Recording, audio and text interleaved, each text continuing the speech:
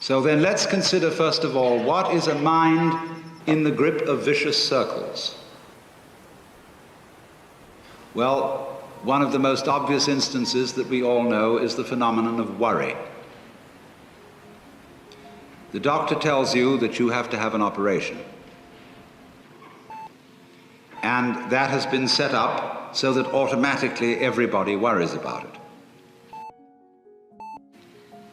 But since worrying takes away your appetite and your sleep, it's not good for you. So the doctor tells you not to worry because he wants you on the operating table in a state of good health, well rested, etc. But you can't stop worrying, and therefore you get additionally worried that you are worrying, and therefore will not be in the right shape to be on the operating table. And then, furthermore, because that is quite absurd, and you are mad at yourself because you do it, you are worried because you worry because you worry. That is a vicious circle. So now, can you allow your mind to be quiet? Isn't it difficult? Because the mind seems to be like a monkey, jumping up and down and jabbering all the time. Once you've learned to think, you can't stop. And an enormous number of people devote their lives to keeping their minds busy and feel extremely uncomfortable with silence. When you're alone, nobody's saying anything, there's nothing to do. There's this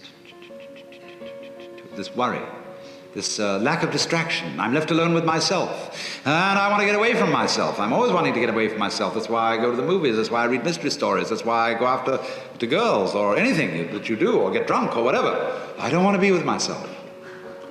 I feel queer. So, well, why do you want to run away from yourself? What's so bad about it?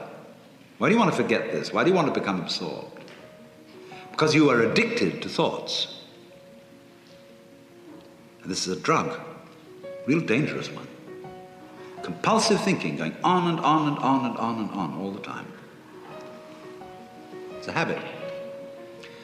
So there's a difficulty about stopping that activity. And you really have to stop it if you want to be sane. Because if I talk all the time, I don't hear what anyone else has to say. And then I'll end up in the situation of having nothing to talk about but my own talking. Or so in exactly the same way, if I think all the time, I won't have anything to think about except thoughts. And that's the academic fallacy. See, when you add books to the library, a great many of the books that are added to the library are books about books. They're not necessarily books about life. Some of them are. But most of the books, especially PhD dissertations, are books about books about books about books. And that doesn't really get us very far. So in order to have something to think about, there are times when you simply must stop thinking. Well, how do you do that? The first rule is don't try to. Because if you do, you will be like someone trying to make rough water smooth with a flat iron.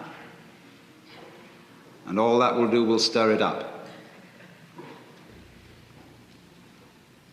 So in the same way as a muddy, turbulent pool quiets itself when left alone, you have to know how to leave your mind alone. It will quiet itself.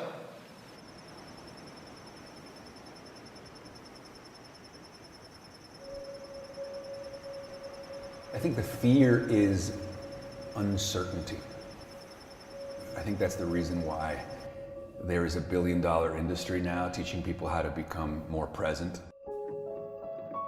And the irony is if we would have been able to live in the present 100,000 years ago in the savannas of Africa, we would have gotten eaten by the lion that we didn't see coming. Living in the present is not evolutionarily advantageous. You know what's advantageous is the fact that we can imagine future scenarios.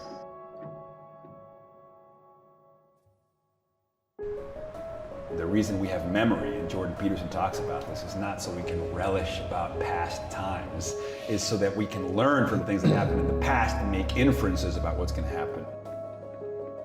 Mitigating against future risk was biologically selected for. Those who did that bred more widely. And so we have inherited that brilliant neuroses of foreshadowing future danger and mitigating against it.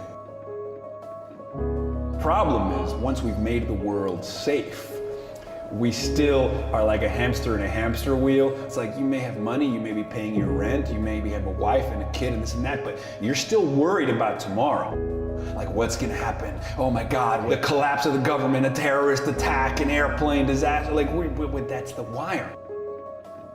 Ironically, we've gotten to a time where now some of the hardware that has served us so well is now problematic, and there's this desire to return to a kind of capacity to be here now and actually like neuter our foreshadowing capacity and a relishing of memory.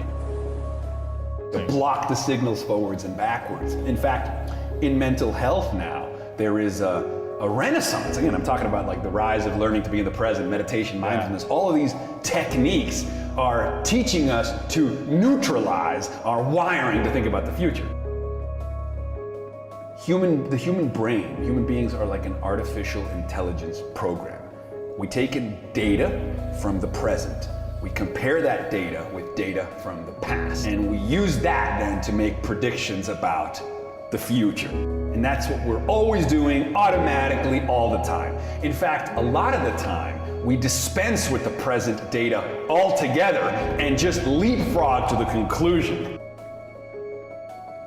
And so we're living in this perpetual been there's and seen that's of the adult mind, also known as jadedness. You're not even there. You're like, rather look at your phone, or you're rather, what movie we're gonna watch later. Like, we're just never present. Because our brain is so effective at saying, I know what this is, and making predictions about the future. And if the future's not dangerous, then we don't even have to pay attention to what's happening right now. So we live with this kind of perpetual low-level hum of anxiety. This future tense, like we're like crooked, like having a crooked back. We're like future tense all the time. Never now, always future tense, you know? And maybe that makes you a good businessman or a good planner. But unless you're like an architect and you're like planning the structure you're gonna build, like the incapacity to enjoy and smell the flowers is very problematic. What are some of the ways that we can neuter our compulsion to constantly leapfrog to the future? Travel, experiences that violate your expectation. Art, what these things do is they block all signals forwards and backwards. It's hard to know what's about to happen if you're in a place that's completely new. When you're off the reservation, you don't know where that path leads. And when you don't know where that path leads, it's hard to imagine where it leads. So instead, your senses are heightened and you're here now paying attention. And it also answers this dilemma or existential conundrum of what to do about death. Because it's not even that we're afraid of dying tomorrow. We're afraid of dying in 30 years. Like, I'm afraid of turning 90 and dying when I'm 90. Except when I'm traveling, when I'm exposed to great, beautiful art, when I'm making love, what happens is you block all signals forwards and backwards. When you block all signals forwards and backwards, you enter the flow of the present. A present that is literally wonder-full. Wonder being the byproduct of exactly that unencumbered sense of first sight or virginal noticing. So you're obliterating the adult capacity to foreshadow everything. And you're returning to a more virginal state of heightened appreciation for what's unfolding in real time. And that seems to be the answer to our ills. Because when we have those experiences, we have awe. And awe is an experience of such perceptual expansion in the moment that all your mental models about what this is are fucking obliterated. Oh, now I know what a glacier looks like. Oh, that's what a lion looks like in its natural habitat. Like you are dumbstruck, you are awestruck. Even though these are transitory experiences, they leave afterglows. That's why when people take magic mushrooms and have a mystical experience, when they go to the Grand Canyon or they see their child be born, they're left with this afterglow for weeks, months, sometimes even years afterwards, of increased well-being, increased creativity, and increased compassion for other people. Perhaps the answer to the existential agitation of what to do with ourselves in the face of death is simply to stop and smell the roses, to learn to steward the contents of consciousness to the here and now. When we get caught up in like the excessive rumination and overthinking, to not get caught up in routine or patterns of thinking. By exposing ourselves to great art, to travel, to do things new and different, or you know, you're hurled back into the flow of the now.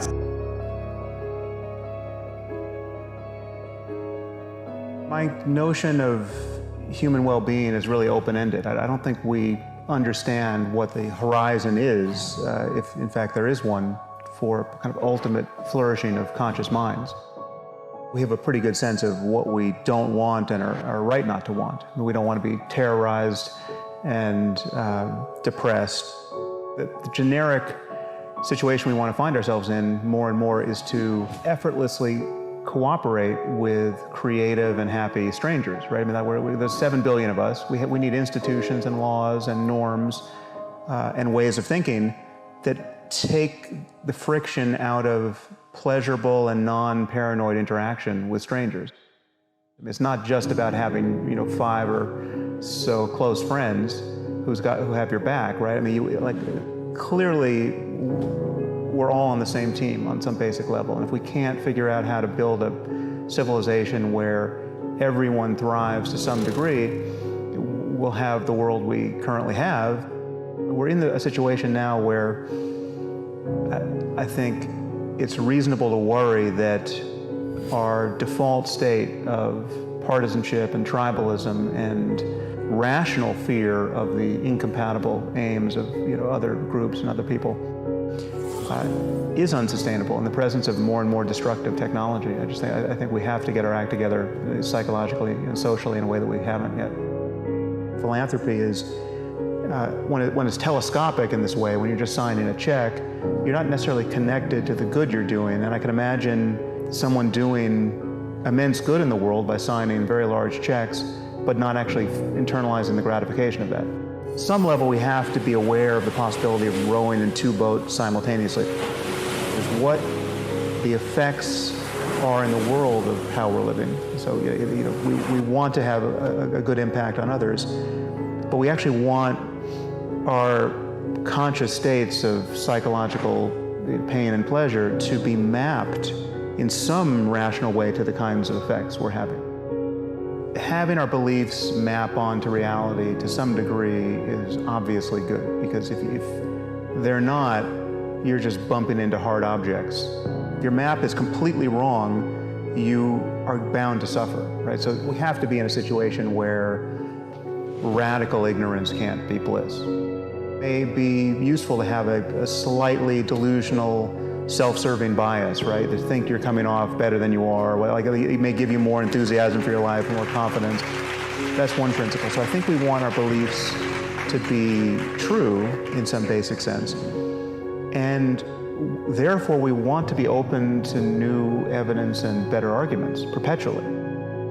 If you close yourself off, if you say, well, listen, I'm done thinking about reality, and I know what's true, then again, when more data comes in, when something's surprising, when one of your intuitions proves to be faulty, if you can't error correct, again, you're just going to fall out of alignment with what's going on in the world and with what other people think is true. So really the only mechanism we have to do that is human conversation. We have to be open to having other people point out errors in our thinking, and in the conversation we have with ourselves, we have to do likewise. We have to be continually open to the possibility that we might be wrong, and in fact, we're very likely to be wrong a lot of the time. And so then, hence the virtue of getting educated and surrounding yourself with smart people and reading good books and just exposing yourself to the kinds of lessons that other people have learned over thousands of years and are learning in real time. Most of what people care about can be thought of as a skill, right? I mean, well-being is a skill. Not suffering unnecessarily is a skill. Regulating, noticing your emotional life and regulating negative emotion is a skill.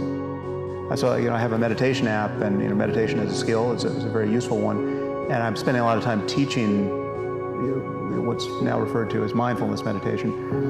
And the moment you begin practicing mindfulness, which is just learning to pay close attention to the nature of your experience. You're not adding anything to your experience. You're just noticing what it's like to be you moment to moment, but in a way that is not reactive. You're not grasping at what's pleasant or pushing what's unpleasant away. Let's say you have a fear of public speaking, right? So you're about to go out on stage and you feel anxiety.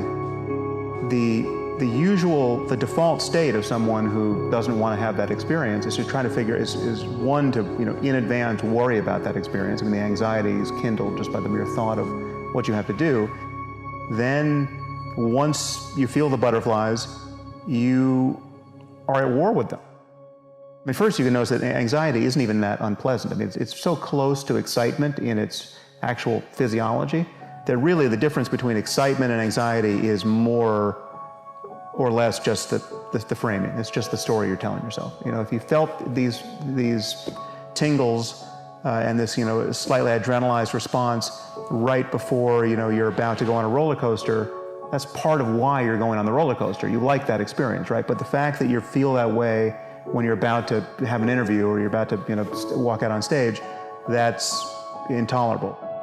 The sense of self for most of us is not a feeling that we're identical with our bodies. Most people don't feel identical with their physical bodies. They feel like they're passengers inside their bodies, right? They're like my body's down here, like these are my hands, these are my legs. I obviously care about these things. These are where my pains and pleasures are coming from, but I'm up here in the head. So much of what we're thinking is making us miserable, right? So much of it is unpleasant. So much of it is causing anxiety. You look at your to-do list. You got 50 things on it. You just feel like, oh my God, the day is not long enough. This is the state we're in, and the obverse of that is when we're really just connecting with life in a joyful, creative, beautiful way. Like when you look out the window and it's the most beautiful sunset ever, and you are just looking at the sunset, right? You're fully connected with its beauty. Those are all moments where you're losing this sense of self. You're not really aware of losing the sense of self in those moments. You're not really aware of what is freeing about those moments, and you can't do it in other circumstances. What's happening for people, most people, is that they're waiting for the world to give them a good enough reason to just be present, and to be present so fully that they lose their sense of self, right? That they're no longer behind their face, just waiting for something good to happen, right? Or figuring out how to change the experience enough so that, again, they can stop. They're no longer at war. I mean, we're to a greater or lesser degree, we're always at war. I mean, we're always fighting something. There's always this you're always noticing something wrong. You're feeling uncomfortable in your body. You're reacting to something that somebody did or you thought they did. The moments where you really feel good are moments where there isn't a coming to rest, right? Where it's not about the past or future. It's not about half a second ago, and it's not about half a second from now. And the ultimate version of that is entails the dropping of this sense of self. For me, flourishing is a matter of spending your time pleasantly and happily and creatively. Every moment when someone asks you, well, that last hour, that last day, that last week, that last year, do you feel good about that? Was that a good use of your time? That remembering self, that retrospective gesture, that's where people worry about things like meaning. And the remembering self is the self that you're talking to when you say, are you satisfied with your life? Whether you're asking yourself or someone's asking you. The answers that are available in those moments really determine whether or not somebody has a kind of global life satisfaction, whether they have meaning. But the experiencing self, the self that is just going moment to moment, feeling pains and pleasure, and just dealing with this very short time horizon, I think that's fundamentally our real self. Use of negative imagination, where you think of all of the bad things that haven't happened to you. Right? So if you're just, if you're stuck in traffic, driving to the job that you don't like, and you're frustrated, you can think of all the things that could happen to you, right, that haven't.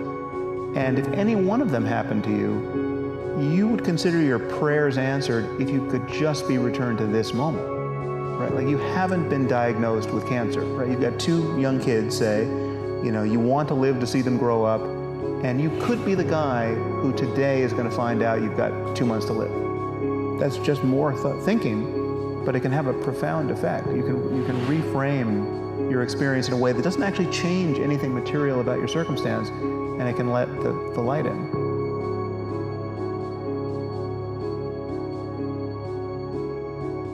I had a really good friend of mine, I went to lunch, and he said, I don't know who this guy is here in front of me. And he goes, let me ask you a question, honestly.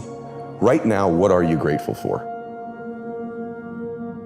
And at the lunch I said, jack shit, nothing, brother. There's nothing good in my life right now. And I'm not exaggerating this to you when I tell you this, and this is a factual story. As I'm mouthing these words, 2 people walked in with an older man. Both of them clearly were fighting cancer somehow. Both had lost their hair. One of the ladies had a bonnet on, and they were barely moving in. Both walked by our table and gave me the most warm greeting, the warmest smile as a stranger.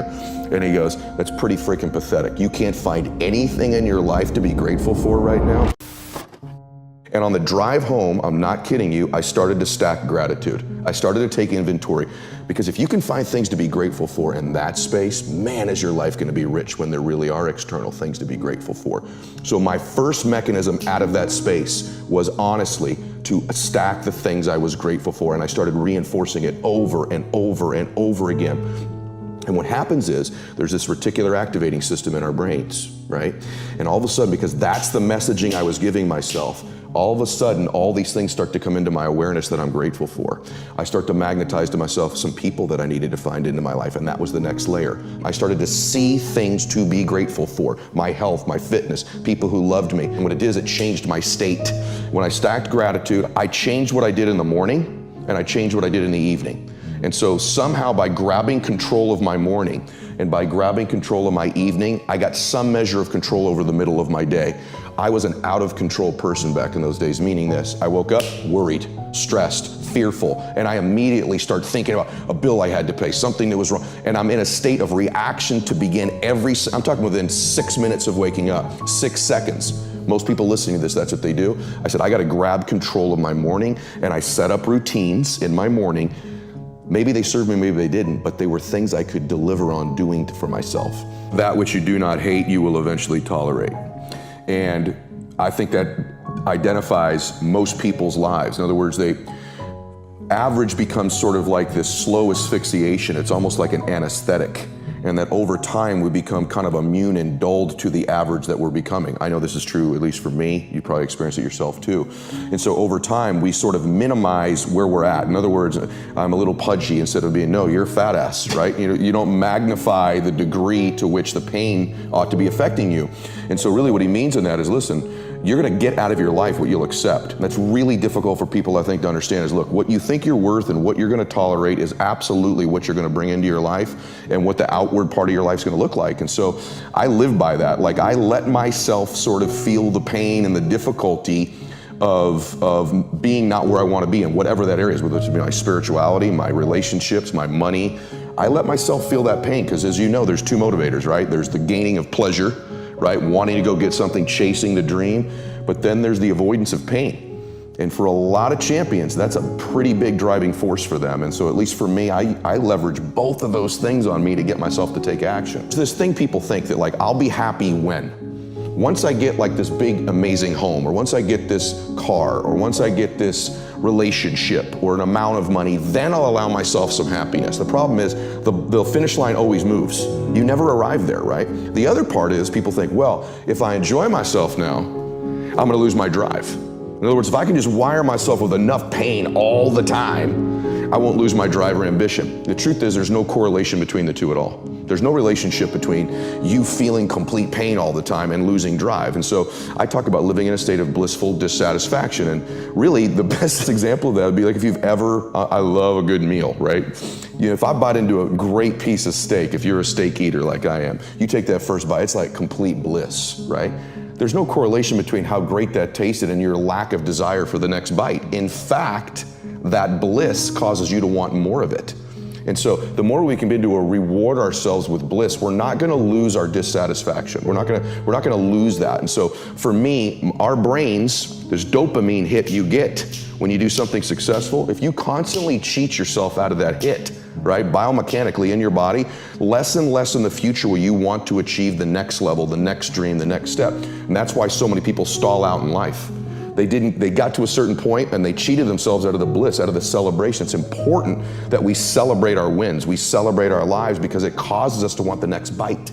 It keeps us hungrier, not the reverse. And so for me, I want to live in a state of being grateful and blissful now, not waiting for some future place or date that may never arise. Self-confidence is really self-trust. So the first thing is, the people I know that are really happy are very self-aware. In fact, the best entrepreneurs I know are very self-aware. They're aware of their shortcomings, right? They want to improve them. They want to get to the next version of themselves all the time.